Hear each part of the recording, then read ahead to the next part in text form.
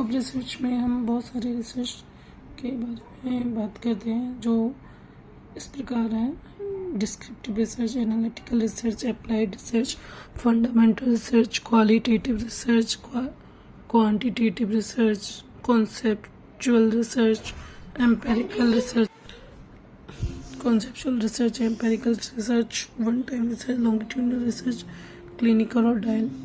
Clinical और diagnostic research. Descriptive research जो होती है वो इसमें हम फैक्ट्स पे काम करते हैं, सिचुएशंस पे काम करते हैं एंड फिनोमेना एग्जिस्ट, जो प्रेजेंट में जो भी सिचुएशन होती है, फिनोमेनास होते हैं, जो भी हमारी रिसर्च के अंदर प्रॉब्लम्स आती हैं उनको हम डिस्क्राइब किया जाता है। तो इस रिसर्च के अंदर हम describe the problem under comes in research, describe the state of affairs which exist in the situation or phenomena। Descriptive research mostly focus करती है कि क्या है जिनके कारण रिसर्च में प्रॉब्लम्स आ रही हैं। इसमें हमें कोई भी हाइपोथेसिस की ज़रूरत नहीं होती है। लाइक है जैसे हम एग्जांपल ले सकते हैं, शॉपिंग कर रहे हैं, शॉपिंग में कौन सा फ्लेवर सबसे ज़्यादा, कौन सा फ्लेवर, कौन सा कलर, कौन सा प्रोडक्ट सबसे ज़्यादा लोगों को पसंद आ रहा है, तो ये डिस्क्रिप्टिव रिसर्च के अंदर आता है। दूसरा होता है एनालिटिकल रिसर्च। एनालिटिकल रिसर्च क्या होती है? इस पर हम क्रिटिकली एनालाइज करते हैं। रिसर्च के अंदर क्रिटिकली एनालाइज किया जाता है किस किस चीज़ पर, फैक्ट्स पर, डेटा पर, और जो भी इंफॉर्मेशन रिसर्च के अंदर हमें अवेलेबल होती है उनमें हम फैक्ट्स और डेटा पर एनालिटिकली हम उनको एनालाइज करते हैं। उन रिसर्च में हमें क्या और जो चीज़ है वो कैसे और क्यों, कैसे और क्यों, ये चीज़ हम उस पर फोकस करते हैं कि जो भी हम लाइक इस एग्जांपल से समझ सकते हैं, कोई भी प्रोडक्ट है, कोई भी फ्लेवर है या कोई भी कलर है जो लोग पसंद कर रहे हैं, फर्स्ट कैसे पसंद कर रहे हैं और क्यों पसंद कर रहे हैं और किस एज ग्रुप के पसंद कर रहे हैं। ठीक है, तो ये होती है हमारी एनालिटिकल रिसर्च। तो इसमें numbers of age groups consider किया जाता है। नेक्स्ट है हमारी applied and fundamental research. Applied research is about the finding a solution of a problem.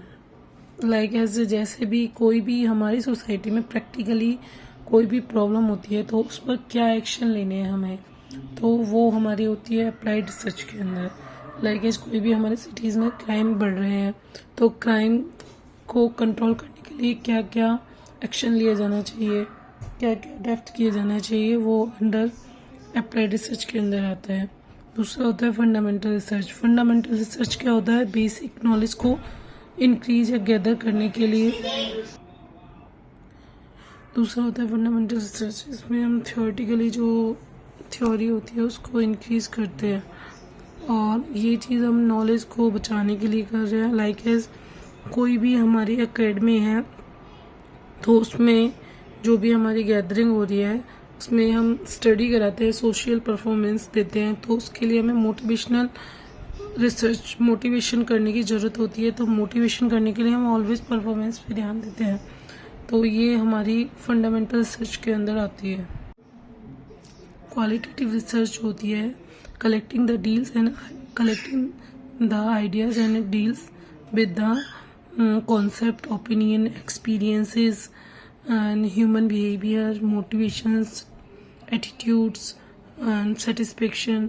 These are the qualities and in which study we are consider these points. It's come in qualitative research. Example like as कहीं पर हम employees हैं जिनको company में rewards दिया जा रहा है। रिवॉर्ड्स करंटली उनको किस बेसिस पे दिया जा रहा है? उनकी मोटिवेशन के लिए दिया जा रहा है। तो इसमें हम क्वालिटेटिवली उनको मेजर करेंगे कि इस रिवॉर्ड से उनका कितना मोटिवेशन लेवल हाई होता है। Second one is quantitative research. Quantitative research होती है वो क्या होती है? क्वांटिटेटिव रिसर्च में हम collect and analyse the numerical facts and datas. which come under the results of the empirical and mathematical techniques. Like as कोई भी हमारी प्रोडक्ट लाइफ साइकिल है जिसमें हम एक प्रोडक्ट को प्रोड्यूस कर रहे हैं 10 मिनट्स में, तो कोई भी प्रोडक्ट जब 10 मिनट में हम प्रोडक्ट प्रोड्यूस कर रहे हैं तो उसकी लाइफ साइकिल को हम इंक्रीज कर सकते हैं by the facts of data which has been given. उसमें हम कुछ चेंजेस करते हैं जिसके कारण से हम प्रोडक्ट की लाइफ साइकिल में उसको हाफ मिनट्स के अंदर भी प्रोड्यूस कर सकते हैं। तो ये हमारी क्वांटिटेटिव रिसर्च के अंदर आता है। नेक्स्ट रिसर्च होती है कॉन्सेप्चुअल रिसर्च। कॉन्सेप्चुअल रिसर्च क्या होती है? इसमें न्यू कॉन्सेप्ट्स को इंटरप्रेट करके किया जाता है, मतलब नया बनाया जाता है पुराने जो भी कॉन्सेप्ट्स होते हैं। कॉन्सेप्चुअल रिसर्च में हम क्या एनालाइज किया जाता है? इसमें mostly observing and analysing already available datas and information which are under the study. इसमें कोई भी पोस्टल एक्सपेरिमेंट करने की हमें ज़रूरत नहीं होती है। Next is empirical research. इसमें क्या होता है? एक्सपेरिमेंट किया जाता है। कॉन्सेप्चुअल रिसर्च में एक्सपेरिमेंट नहीं किया जाता है, पुराने फैक्ट्स या डेटा जो होते हैं उनको री इंटरप्ट कर दिया जाता है, बल्कि और एम्पेरिकल रिसर्च में एक्सपेरिमेंट किया जाता है। न्यू एक्सपेरिमेंट, न्यू ऑब्जर्वेशन होती है जो पुरानी रिसर्च के बेस पे होती है, उसके बेस पे हम न्यू रिसर्च करते हैं। It is based on observe measure the phenomena and derive the conclusion and knowledge from the actual research from the theory and beliefs. Next one is one-time research. One-time research, as the name we have shown, it is research conclude the result in one-time period. Like is कोई भी research कर रहे हैं, जैसे population को count कर रहे हैं, तो एक ही इंटरवल पे जितनी हमने पॉपुलेशन काउंट करी है वो वन टाइम रिसर्च के अंदर कंक्लूड करी जाती है। Next one is longitudinal research.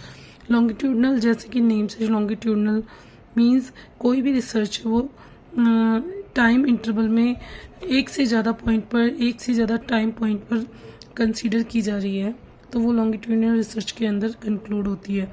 Like कोई भी मार्केट का डेटा है जो हम डिफरेंट टाइम इंटरवल पर उसको कंक्लूड कर रहे हैं या रिसर्च कर रहे हैं ताकि हम न्यू डेटा को इंटरप्ट कर सकें।